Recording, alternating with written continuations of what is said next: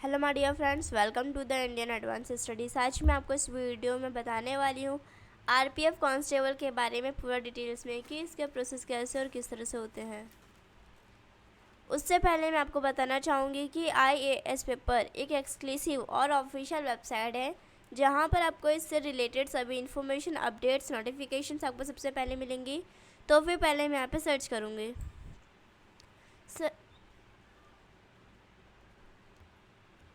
Search करती ही मैं यहाँ पे न्यू टैब में ओपन हो गई हूँ जहाँ पर लिखा है RPF constable recruitment 2022 notification, vacancy, application dates, eligibility and salary.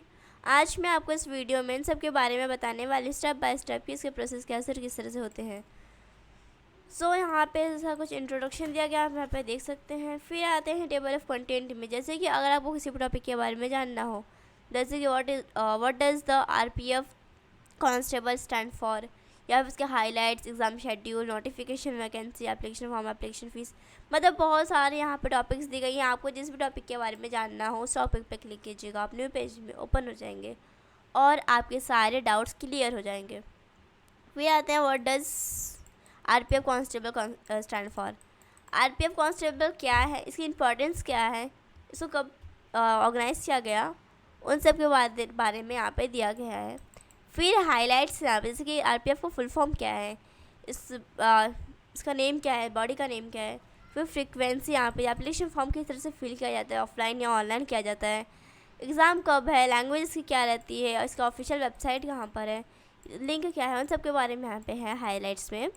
फिर एग्ज़ाम शेड्यूल, जैसे कि अगर किसी भी चीज़ का डेट आता है, जैसे कि नोटिफिकेशन का, या फिर application form start date, application form last date, admit card, exam date, या फिर रिजल्ट, इन सब में से किसी भी चीज़ का डेट आएगा तो फिर आपको इस वेबसाइट के थ्रू सबसे पहले पता चल जाता है। अभी तो किसी भी चीज़ का डेट नहीं आया, जब भी आएगा तो फिर आपको इस वेबसाइट के थ्रू सबसे पहले पता चल जाएगा। फिर आते हैं नोटिफिकेशन। नोटिफिकेशन होते ही आपको नोटिफिकेशन पीडीएफ का क्या इंपॉर्टेंस रहती है और इसमें अगर इन्फॉर्मेशन दिया रहता है उन सब के बारे में। सबसे पहले आपको ऑफिशियल वेबसाइट पे आना रहता है। ऑफिशियल वेबसाइट पे आती है, आपको लेटेस्ट अपडेट पे क्लिक करना रहता है।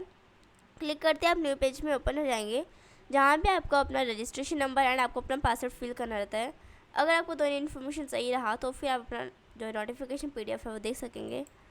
और उस नोटिफिकेशन पीडीएफ में क्या क्या इन्फॉर्मेशन दिया रहता है, जैसे कि एप्लीकेशन फॉर्म के बारे में दिया रहेगा कि आपको किस तरह से फिल करना है, इसकी इंपॉर्टेंस क्या है, और उसमें क्या क्या इन्फॉर्मेशन आपको फिल करना रहता है उन सब के बारे में रहता है नोटिफिकेशन पीडीएफ में। फिर सिलेबस के बारे में रहता है और एग्ज़ाम के बारे में रहता है, गाइडलाइंस, बहुत सारी इन्फॉर्मेशन दी रहती है नोटिफिकेशन पीडीएफ में।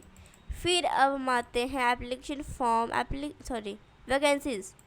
यहाँ पे अलग अलग पोस्ट की अलग अलग वैकेंसीज होती हैं और जो वैकेंसीज है वो एवरी ईयर चेंज होती रहती हैं। फिर हमारे एलिजिबिलिटी पे, एलिजिबिलिटी होता है कि आप इसको अप्लाई करने के लिए एलिजिबल है या नहीं। एलिजिबिलिटी जो है वो 3 टाइप्स के होते हैं, nationality, education qualification and age limit. Nationality होता है कि अगर आप इंडिया के हैं सिटीज़न रहने वाले तो ही आप इसको अप्लाई कर सकते हैं, और आपकी जो एज लिमिट है वो 18 to 25 के अंडर में ही होनी चाहिए।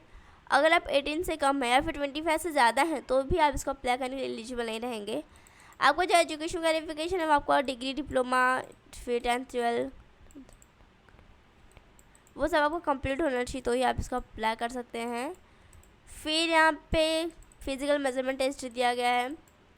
यूआर एंड ओबीसी के लिए यहाँ पे चेस्ट साइज यहाँ पे 80 दिया गया है, मेल के लिए 165, फीमेल के लिए 157 है और हाइट उनकी। फिर एक्सपांडेड यहाँ पे 85 दिया गया है। अब हम आते हैं वर्क एक्सपीरियंस होना चाहिए या नहीं होना चाहिए। तो इसकी कुछ इम्पोर्टेंस नहीं है वर्क एक्सपीरियंस का। फिर एप्लीकेशन फॉर्म किस तरह से आपको फिल करना है, कौन सी वेबसाइट के थ्रू फिल करना है, उन सब के बारे में यहाँ पे स्टेप बाय स्टेप गाइड किया गया है, आप यहाँ पे देख सकते हैं। फिर डॉक्यूमेंट्स क्या क्या चाहिए रहता है, copy of the 10th grade report card, फिर photograph, signature, certificate of caste, certificate of transfer, PAN card, Aadhaar card, voter ID card is required. मतलब ये सारे डॉक्यूमेंट्स चाहिए रहता है एप्लीकेशन फॉर्म फिल करते टाइम। एप्लीकेशन फ़ीस जो है आप किसी भी तरह दे सकते हैं, जैसे कि net banking, debit card, wallet, UPI। उसके बाद हमें फीमेल के लिए अनरिजर्व SC ST UBC इन लोग कैटेगरी हैं, ये सब कैटेगरियाँ। आप जिस भी कैटेगरी से बिलोंग करते हैं, जैसे कि अगर आप अनरिजर्व कैटेगरी से बिलोंग करते हैं तो फिर आपका जो एप्लीकेशन फीस है वो 250 रहेगा। और यहाँ पे मेल के लिए यहाँ पे दिया गया है 250 और जनरल और अनरिजर्व के लिए यहाँ पे 500 दिया गया है। सो आप जिस भी कैटेगरी से बिलोंग करते हैं आपको उतना फ़ीस देना रहता है। उसके बाद एडमिट कार्ड एग्ज़ाम को 50 डेज़ पहले आती है, या आप ऑफिशियल वेबसाइट के थ्रू चेक कर सकते हैं। किस तरह से चेक करना उन सबके बारे में स्टेप बाय स्टेप दिया गया है। सबसे पहले आपको ऑफिशियल वेबसाइट पे आना रहता है। ऑफिशियल वेबसाइट पे आते हैं आपको लेटेस्ट अपडेट पे क्लिक करना रहता है, जहाँ पे करियर का ऑप्शन दिया रहता है। उसके बाद आपको न्यू पेज में ओपन हो जाएगा, जहाँ पे आपको अपना रजिस्ट्रेशन नंबर एंड आपको अपना पासवर्ड फिल करना रहता है। अगर आपको दोनों इन्फॉर्मेशन सही रहा तो फिर आप जो अपना एडमिट कार्ड देख सकेंगे, और अगर आपने अपना एडमिट कार्ड देख लिया है तो फिर आप उसको डाउनलोड भी कर सकते हैं या फिर PDF भी बना सकते हैं अपने फ्यूचर रेफरेंस के लिए, क्योंकि आपको कभी भी काम आ सकता है। फिर यहाँ पे एग्ज़ाम सेंटर दिया गया है, अलग अलग आपका एग्ज़ाम सेंटर जो है वो कहीं पे भी हो सकता है, जैसे पुणे हो गया, मुंबई हो गया, BCT हो गया, अहमदाबाद हो गया, फिर कोटा हो गया, फिर सोनपुर हो गया, मतलब चेन्नई, कहीं पे भी आपका एग्ज़ाम सेंटर जो है वो जा सकता है। फिर एग्ज़ाम पैटर्न यहाँ पे दिया गया है कि आपको कितने मार्क्स के क्वेश्चन आएंगे, कितने क्वेश्चन आएंगे, आपको कितना टाइम मिलेगा, उन सब के बारे में यहाँ पे दिया गया है स्टेप बाय स्टेप। फिर सिलेबस यहाँ पे आपको कौन सा सिलेबस इंपॉर्टेंट है, जैसे जनरल अवेयरनेस का यहाँ पे दिया गया है, ज्योग्राफी है, इकोनॉमिक्स है, जनरल पॉलिटी है, इंडियन कॉन्स्टिट्यूशन है, स्पोर्ट्स है, जनरल साइंस है, करंट अफेयर्स है, मतलब बहुत सारी यहाँ पे इन्फॉर्मेशन दी गई है, सारे इसका सिलेबस है। फिर about the preparation in the last few days, किस तरह से आपको प्रिपेयर करना रहता है सब्जेक्ट के लिए, यहाँ पे हर एक चीज़ स्टेप बाय स्टेप दिया गया है। फिर अब होता है आंसर के एग्ज़ाम के बाद और रिजल्ट के पहले आता है, या आप ऑफिशियल वेबसाइट के थ्रू चेक कर सकते हैं। किस तरह से चेक करना है यहाँ पे स्टेप बाय स्टेप गाइड किया गया, आप यहाँ पे देख सकते हैं। फिर रिज़ल्ट है, रिज़ल्ट एग्ज़ाम को किस दिन बाद आता है ये आप ऑफिशियल वेबसाइट के थ्रू चेक कर सकते हैं। सबसे पहले आपको ऑफिशियल वेबसाइट पे आना रहता है। ऑफिशियल वेबसाइट पे आते हैं आपको लेटेस्ट अपडेट पे क्लिक करना रहता है। क्लिक करते आप न्यू पेज में ओपन हो जाएंगे, जहाँ पे आपको अपना रजिस्ट्रेशन नंबर एंड आपको अपना पासवर्ड फिल करना रहता है। अगर आपको दोनों इन्फॉर्मेशन सही रहा तो फिर आप अपना जो है रिज़ल्ट वो देख सकेंगे, और अगर आपने अपना रिज़ल्ट देख लिया तो फिर आप उसको डाउनलोड कर सकते हैं या फिर PDF भी बना सकते हैं अपने फ्यूचर रेफरेंस के लिए, क्योंकि आपको ये कभी भी काम आ सकता है। फिर यहाँ पे अब हम आते हैं सिलेक्शन कट ऑफ मार्क्स पे।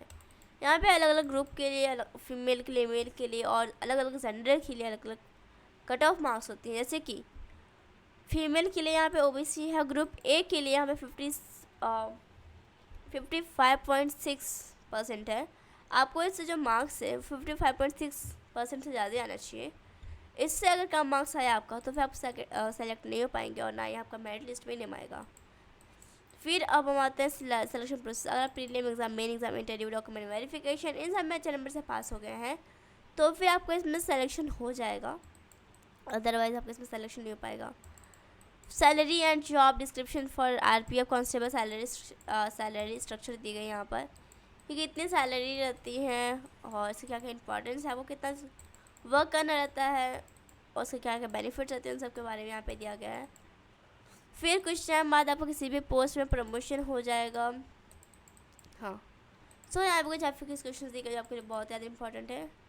सो इसकी जो लिंक है वो डिस्क्रिप्शन में दी गई, आप वहाँ पे जाकर चेक कर सकते हैं। अगर किसी भी टॉपिक से रिलेटेड अगर आपको डाउट हो तो फिर आप डेफिनेटली कमेंट कर सकते हैं। So thank you so much for watching my video. Thank you.